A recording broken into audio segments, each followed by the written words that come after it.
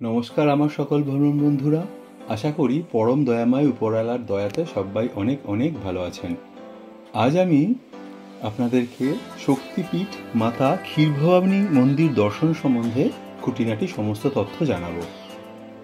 এই মন্দিরটি কাশ্মীরি হিন্দুদের কাছে সবথেকে গুরুত্বপূর্ণ মন্দিরগুলির মধ্যে একটি।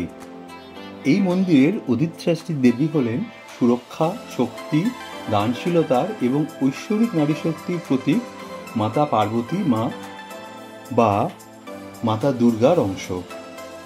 মাতা ক্ষীরভবানীকে স্থানীয়রা মহারাজ্য দেবী বা রাগন্যা দেবী বা রাজন্যা দেবী বলেও ডেকে থাকেন। এটি ভারতবর্ষের জম্মু কাশ্মীর রাজ্যের কাশ্মীর অংশের গান্ধারবল জেলার তুল্যমুল্লা গ্রামে অবস্থিত। কাশ্মীরের রাজধানী শ্রীনগর থেকে এই মন্দিরের দূরত্ব মোটামুটি 25 কিলোমিটারের মতো। প্রথমেই বলি যে কিভাবে মাতা ক্ষীরভবানী মন্দিরে আসতে পারবেন। এই মন্দিরে আসতে সবার প্রথমে জম্মু কাশ্মীরের এক রাজধানী শ্রীনগরে আসতে হবে। কিভাবে শ্রীনগরে আসবেন তা বলে এই ভিডিওকে আর বড় করলাম না। আশা করি সবারই মোটামুটি একটা আইডিয়া আছে কিভাবে শ্রীনগরে আসতে পারবেন। বর্তমানে আকাশপথ, সড়কপথ আর রেলপথে শ্রীনগর বাকি দুনিয়ার সাথে খুব ভালোভাবে সংযুক্ত রয়েছে। এছাড়াও কেউ যদি মনে করেন যে কিভাবে শ্রীনগরে আসবেন, তো আমার যে কোনো কাশ্মীরের ভিডিও দেখলে সেখান থেকে আইডিয়া পেয়ে যেতে পারেন। শ্রীনগর থেকে ছোট গাড়ি করে ক্ষীরভবানী ঘুরে আসতে গাড়ির প্রকারভেদে আর সময়ের উপর নির্ভর করে ভাড়া পড়তে পারে 2000 টাকা থেকে 3000 টাকার মধ্যে। আর ওখানে পৌঁছতে সময় লাগবে আধ ঘন্টা মতো। আর আপনারা যদি আমার মতো সস্তাতে ঘুরতে চান তবে শ্রীনগরের বাটমালো বাসস্ট্যান্ড থেকে 13 নম্বর বাস, কিংবা জাহাঙ্গীর চক অথবা ডালগেট বাসস্ট্যান্ড থেকে 14 নম্বর বাস ধরে সোজা চলে আসতে হবে ওই বাসগুলির একদম লাস্ট স্টপ গান্ধারবলের শেষে তৌহিদ চকে। এই পর্যন্ত আসতে ওই বাসগুলোতে ভাড়া পড়বে 40 টাকার মতো, আর সময় নেবে মোটামুটি 1.5 ঘন্টা।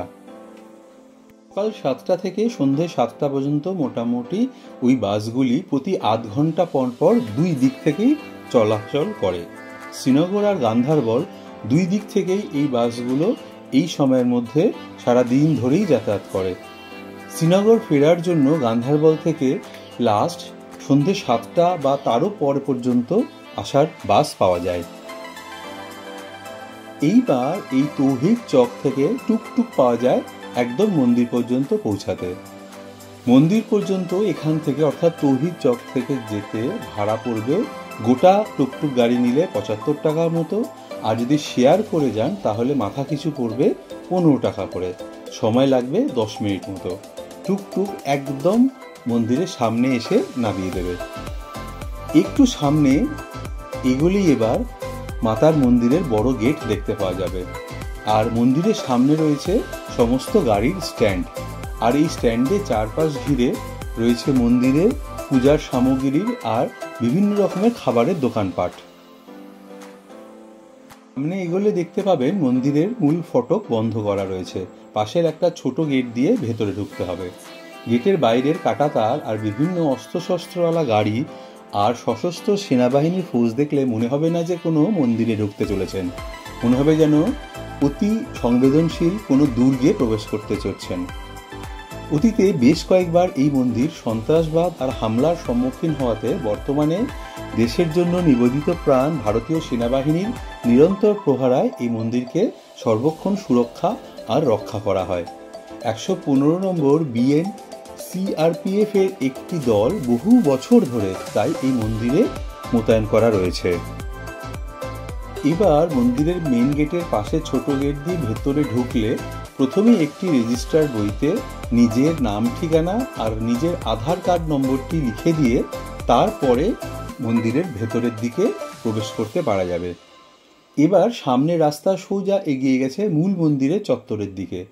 এই পথে চলতে গেলে দুদিকে দেখতে পাওয়া যাবে মন্দিরের কাছে থাকার জন্য জম্মু কাশ্মীর গভর্নমেন্টের রেস্ট হাউসগুলোকে। বেশ বড়সড় আর পরিষ্কার পরিচ্ছন্ন থাকার এই জায়গাগুলোতে প্রতি ঘর পিছু মোটামুটি 1000 টাকা করে ভাড়া লাগে, এবং প্রত্যেকটা ঘরে কমপক্ষে 3 জন করে তো থাকতে পারা যায়। গভর্নমেন্টের ওয়েবসাইটে গিয়ে এই রুমগুলোকে ভাড়া করতে পারা যায়। আর ওখানে গিয়ে যদি দেখা যায় রুম ফাঁকা আছে, তাহলে ওখানে সাথে সাথেও গিয়ে রুম ভাড়া করতে পারা যায়। মন্দিরের বাইরেও কিছু হোটেল আর হোমস্টে রয়েছে থাকার জন্য, যেগুলোর ভাড়া মোটামুটি 500 টাকা থেকে 1500 টাকার মধ্যেই হয়ে থাকে। তবে আমি বলবো যে কিছুভাবেই ওখানে থাকার কোনো দরকার নেই। দিনে দিনে শ্রীনগর থেকে মন্দির খুব ভালোভাবে ঘুরে ফিরে দর্শন করে আবার শ্রীনগর ফিরে আসাই সব দিক থেকে ভালো। তার আরেকটু সামনে এগোলেই পাওয়া যাবে মহিলা ও পুরুষদের জন্য আলাদা আলাদা স্নানের জায়গা। মহিলাদের জন্য ঢাকা বাথরুম আর পুরুষদের জন্য সামনে উন্মুক্ত স্নানের জায়গা। এরপরে আসে মূল মন্দিরের তোরণ। এই তোরণের পাশে একটা ছোট জায়গাতে রয়েছে বিনা পয়সাতে জুতো রাখার জায়গা। সেখানে জুতো খুলে এবার মূল মন্দিরের বিশাল চত্বরে প্রবেশ করতে হবে। বিরাট বিরাট চিনার গাছ সম্পূর্ণ জায়গাটিকে একদম শান্ত আর শীতল করে রেখেছে। এই চত্বরে চারিদিকে বেশ কিছু ছোট ছোট মন্দিরও রয়েছে, যেগুলিতে হনুমানজি, রাম, ভোলে বাবার মূর্তি রয়েছে। সেই পথ ধরে সোজা একটু এগোলে ঝর্ণা সহ ছোট পুকুরটির মাঝে মায়ের মন্দির দেখতে পাওয়া যাবে। মায়ের মন্দিরের পরে নাট মন্দির দিয়ে ভেতরে প্রবেশ করে তারপরে ডান দিকে গেলে তবেই সেখান থেকে মাতাকে দর্শন করতে পারা যায়। মন ভরে ধীরে সুস্থে মন্দির সহ চারিদিক ঘুরে ফিরে দেখতে 2 ঘন্টার বেশি কিছুতেই সময় লাগবে না। তাই দর্শন সাঙ্গ হয়ে গেলে যেইভাবে শ্রীনগর থেকে মন্দির এসেছিলেন একদম সেইভাবেই উল্টো পথে আবার এই মন্দির থেকে গান্ধারবল হয়ে শ্রীনগরে ফিরুন মোটামুটি 2-2.5 ঘন্টার মধ্যেই। এবারে আসি মন্দিরের কথাতে। একটি প্রাকৃতিক ঝর্ণার উপরে অবস্থিত এই মন্দিরটি যে কত বছরের পুরনো তা নিয়ে অনেক রকমের মতভেদ রয়েছে। হাজার হাজার বছর আগে বন্যায় পুরাতন আসল মন্দিরটি ও ঝর্ণাটি প্লাবিত হয়ে গিয়েছিল। তখন মন্দিরের অস্তিত্ব জানাতে নাকি শ্রীনগরের বহরি কাদালের কাশ্মীরের যোগী শ্রীকৃষ্ণ পণ্ডিত তপলুকে দেবী একটি স্বপ্ন দেখিয়ে বলেছিলেন যে ওই পবিত্র ঝর্ণার কাছে উনি অবস্থান করছেন। তারপর থেকে ওইখানেই দেবীকে পূজা অর্চনা করা হওয়া শুরু হয়। মাতার প্রাচীন মন্দিরটি কালের প্রকোপে নষ্ট হয়ে যাওয়াতে আজকের মন্দিরটি 19 শতাব্দীর শেষের দিকে ডোগরা রাজত্বকালে 1910-এর দশকে জম্মু ও কাশ্মীরের মহারাজা প্রতাপ সিং এর আমলে ওই মন্দির একটি পুকুর এবং বিরাট বাগান সহ নির্মিত হয়েছিল। এরও অনেক পরে মহারাজা হরি সিং মন্দিরটিকে আরও অনেক সংস্কার আর পুরো এলাকাটাকে অনেক সুন্দর করে পরিমার্জন ও পরিবর্ধন করেছিলেন। মহারাজা রণবীর সিং প্রথম ওখানে একটি ধর্মশালাও নির্মাণ করেছিলেন। সুপ্রাচীন ঐতিহাসিক কলহনের রাজতরঙ্গিনীতে মাতা ক্ষীরভবানীর এবং তার মন্দিরের উল্লেখ পাওয়া যায়। ওখানে উনি লিখেছিলেন যে তুলামুল্লার মাতার মন্দিরটি একটি পবিত্র জলাভূমিতে ঝর্ণার উপরে অবস্থিত রয়েছে। ওই মন্দিরটিতে তিনি একটি গুরুত্বপূর্ণ উপাসনালয় হিসাবে বর্ণনা করেছিলেন। আবুল ফজল ইবনে মুবারক তার আইনি আকবরী গ্রন্থেও লিখেছিলেন যে তুলামুল্লার 100 বিঘা ভূমি জুড়ে এক বিশাল অঞ্চলে মাতার মন্দির ছিল, যা গ্রীষ্মকালের পরে বর্ষাকালে জলাভূমির জলে ডুবে যেত। ভৃগু সংহিতাতেও মাতা ক্ষীরভবানী মন্দিরের উল্লেখ করা রয়েছে। কবি ও লেখকেরা শতাব্দীর পর শতাব্দী ধরে দয়া আর ক্ষমার দেবী এই রাগণ্য দেবীর প্রশংসা গেয়ে চলেছেন। দেবী ক্ষীরভবানী সমগ্র উপত্যকার কাশ্মীরি পণ্ডিতদের দ্বারা বিশেষভাবে সম্মানিত হয়ে আছেন। হিন্দু কাশ্মীরিদের মধ্যে ক্ষীরভবানীর পূজা সর্বজনীন। বেশিরভাগ হিন্দুই এনাকে তাদের রক্ষাকারী পৃষ্ঠপোষক কুলদেবী হিসাবেই পূজা করে থাকেন। সমস্ত ভক্তরা এই মন্দিরে মাতাকে ঐতিহ্যগতভাবে পূজার নৈবেদ্য ও প্রসাদ হিসাবে ফুলের সাথে সাথে পূজার একটি অবিচ্ছেদ্য অংশ পবিত্রতা, পুষ্টি এবং ভক্তির প্রতীক দেবীর একান্ত প্রিয় দুধ এবং ক্ষীর নিবেদন করে থাকেন। এই কারণেই এখানে মাতার নাম ক্ষীরভবানী হয়েছে বলে মনে করা হয়ে থাকে। প্রাচীন জনশ্রুতি অনুসারে লঙ্কার রাজা রাবণের অসীম প্রার্থনার পর দেবী দুর্গার অংশ দেবী রাগণ্য লঙ্কাতে আবির্ভূত হয়েছিলেন। কিন্তু পরে সময়কালে রাবণের অনেক দুষ্টকর্মের কারণে তিনি প্রচণ্ড রুষ্ট হয়ে পড়েন এবং তারপরে তিনি রাবণের সোনার লঙ্কা ছেড়ে দিয়ে কাশ্মীর রাজ্যে চলে আসতে চান সেখানকার পরম পবিত্রতা ও প্রশান্তির জন্য। এই সময় ভগবান রাম তার নির্বাসনের সময় এই দেবীর নিয়মিত পূজা করতেন। তিনি দেবীর কাছে তার সুরক্ষা ও সাহস প্রার্থনা করেছিলেন। দেবী তার আনুগত্যে মুগ্ধ হয়ে তার ইচ্ছা পূরণও করেছিলেন। রামের নির্বাসন শেষ হওয়ার পরে দেবী রাগণ্য রামের সহচর হনুমানকে তার মন্দির লঙ্কা থেকে কাশ্মীরে স্থানান্তরিত করার নির্দেশ দিয়ে থাকেন এবং হনুমানজি দেবীর আদেশ ও ইচ্ছা অনুসারে দেবীর পাথরের মূর্তি সুদূর লঙ্কা থেকে এই কাশ্মীরে এনে এখানেই স্থাপন করেন। তারপর থেকেই দেবী এখানে পূজিতা হয়ে আসছেন। সমস্ত ভক্তরা বিশ্বাস করেন যে এই মন্দিরে দর্শন ও দেবী রাগান্নার সামনে প্রার্থনা করলে সমস্ত পাপ পরিষ্কার হয়, সমৃদ্ধি, সুখ ও আত্মার পরিপূর্ণতা আসে। এই মন্দিরটি যে পবিত্র ঝর্ণার উপরে নির্মিত, সেই ঝর্ণার একটি অতি অসাধারণ বৈশিষ্ট্য রয়েছে। সেই বৈশিষ্ট্য এই হলো যে ঝর্ণাটি বিভিন্ন সময় ও বিভিন্ন কারণে তার জলের রং পরিবর্তন করে থাকে। বিশ্বাস করা হয় যে দেবী দুর্গার অংশ মাতা রাগান্ন দেবীর ঐশ্বরিক ইচ্ছা এবং মেজাজের সাথে সাথে সম্পর্কিত হয়ে এই ক্ষীরভবানী মন্দিরের ঝর্ণার বা পুকুরের জলের রং পরিবর্তন হয়ে থাকে। জলের বর্তমান রং সেই সময়কার প্রকৃতির ও বর্তমান পরিস্থিতির বিভিন্ন ফলাফলের ইঙ্গিত দেয়। পবিত্র ঝর্ণাটির জল বিভিন্ন সময় লাল, গোলাপি, কমলা, সবুজ, নীল, সাদা এবং কালো রঙের হয়ে থাকে। জলের রং কালো হয়ে গেলে তাকে অশুভ এবং আসন্ন দুর্যোগের লক্ষণ হিসাবে বিবেচনা করা হয়। অন্যান্য দিকে অন্যান্য সব রং সমৃদ্ধি, সুখ ও শান্তি এবং আনন্দ নিয়ে আসে বলেই বিশ্বাস করা হয়ে থাকে। এই ঝর্ণার জলের রং পরিবর্তনের মাধ্যমে মাতা রাগন্না বা রাজন্যা তার ভক্তদের সম্ভাব্য বিপদ সম্পর্কে সতর্ক করার বা তাদের সৌভাগ্যের প্রতিশ্রুতি দেওয়ার মতো একটি সুন্দর উপায় বলে মনে করা হয়। সবাই মনে প্রাণে এটাই বিশ্বাস করেন যে এই জলের ঝর্ণা নিজেই দেবী।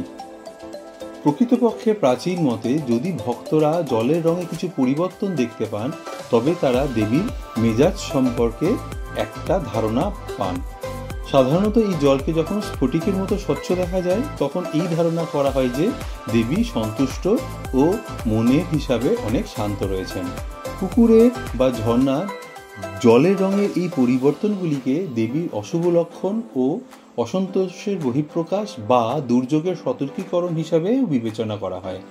ঐতিহাসিকভাবে এবং উল্লেখযোগ্যভাবে এই অঞ্চলের সামাজিক অস্থিরতা বা রাজনৈতিক অস্থিরতার সময়কালে বিভিন্ন সময় ওইখানকার জলের রঙের পরিবর্তন অদ্ভুত রকমভাবে লক্ষ্য করা গিয়েছে।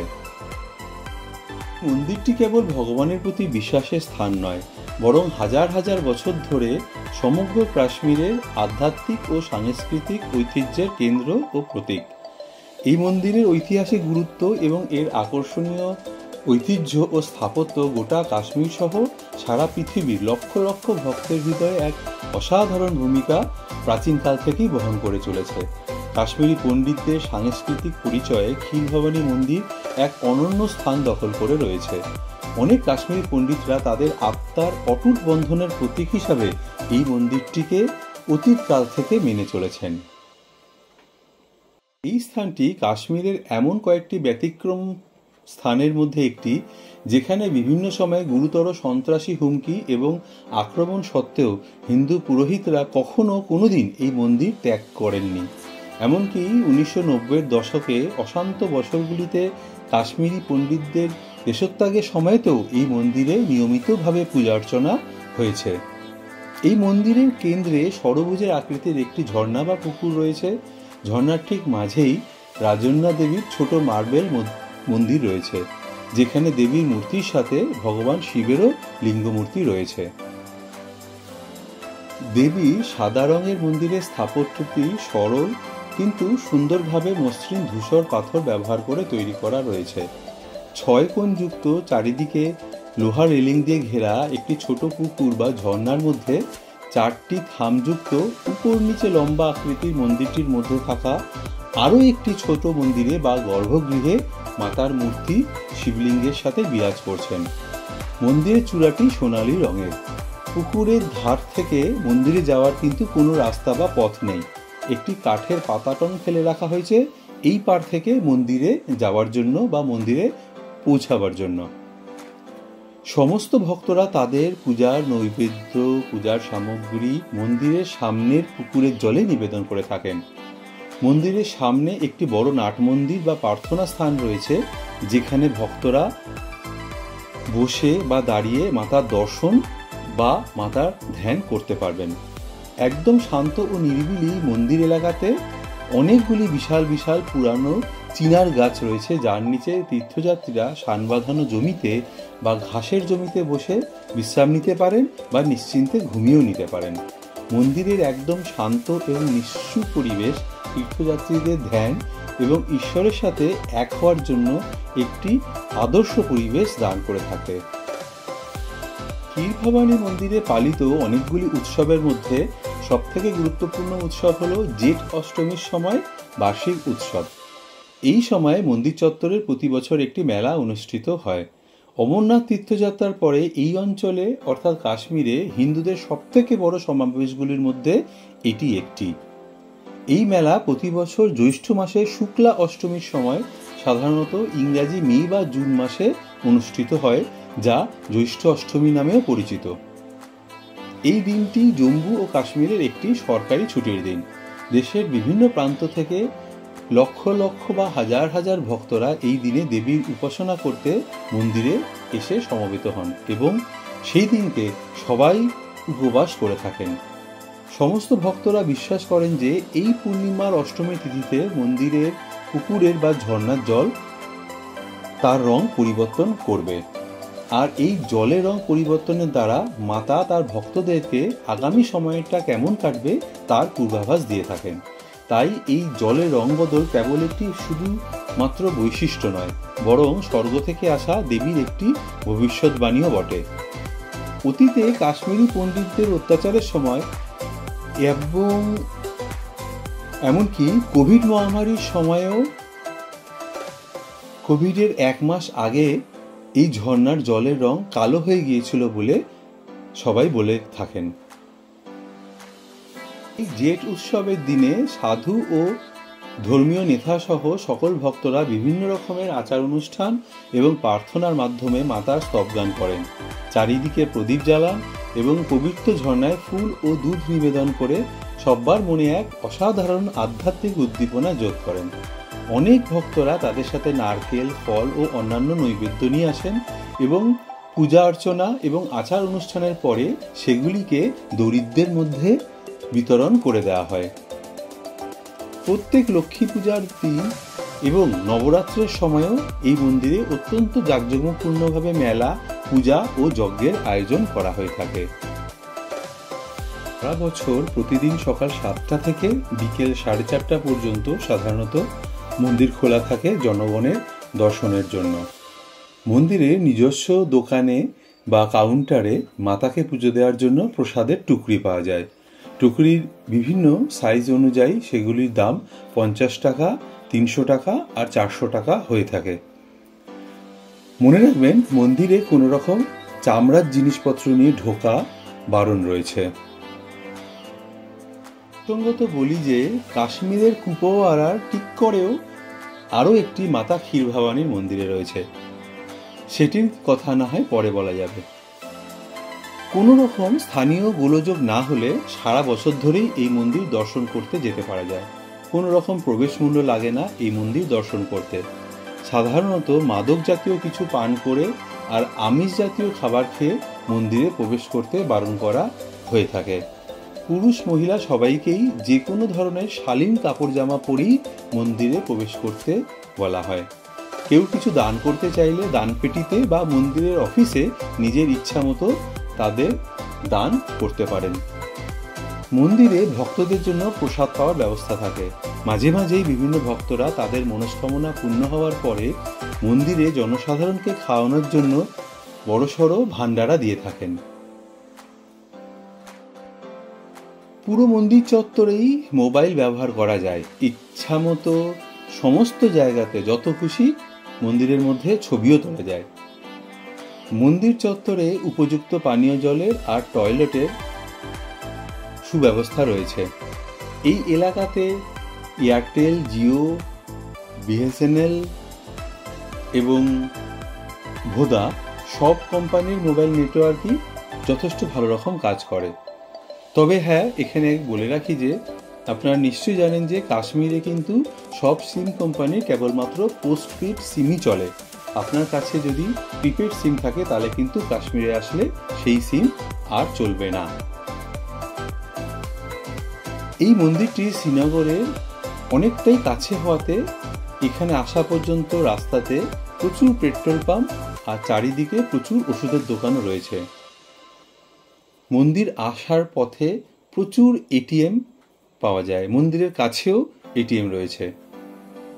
একদম মন্দিরের কাছে বা মন্দিরের মধ্যে সমস্ত রকমের নিরামিষ খাবারের দোকান থাকলেও মন্দিরের বাইরে বা আরও অন্যান্য জায়গাতে অসংখ্য আমিষ খাবারের দোকান রয়েছে বা রেস্টুরেন্ট রয়েছে, যেখানে কাশ্মীরের সমস্ত বিখ্যাত খাবার দাবারগুলোকে পাওয়া যায়। আমার মতো বাসে করে যদি ক্ষীরভবানী মন্দির ঘুরতে যান শ্রীনগর থেকে, তাহলে 300 টাকার মধ্যেই খুব ভালোভাবে মন্দির সহ মায়ের দর্শন করে ফিরে আসতে পারবেন। ব্যাস, এই হলো মাতা ক্ষীরভবানী মন্দির দর্শনের খুঁটিনাটি সমস্ত তথ্য। কাশ্মীর ঘুরতে গিয়ে হাতে যদি একবেলা সময় থাকে তাহলেই খুব ভালোভাবে এই অসাধারণ সুন্দর এবং প্রাচীন মন্দিরটি দর্শন করে আসা যায়। অত্যন্ত জাগ্রত এই মন্দিরটি একবার ঘুরে আসুন, আশা করি মন ভালো হয়ে যাবেই যাবে। তাই এবার কাশ্মীর গেলে অবশ্যই ক্ষীরভবানী মন্দির ঘুরে আসতে ভুলবেন না। আশা করি এখানে আমি আপনাদেরকে এই মন্দির দর্শনের সমস্ত তথ্য জানাতে পেরেছি। এর পরেও যদি আপনাদের আর কিছু প্রশ্ন থাকে তবে নির্দ্বিধাতে আমাকে জিজ্ঞাসা করবেন, আমি আপনাদেরকে সমস্ত প্রশ্নের উত্তর দেব। মাতা রাজন্যা আপনাদের সবাইকে সবসময় অনেক অনেক ভালো রাখুন আর প্রচুর ঘুরতে যাওয়ার সদিচ্ছা দিক, এই শুভকামনা নিয়ে আজকের ভিডিও এখানেই শেষ করলাম। জয় মাতা ক্ষীরভবানী কি।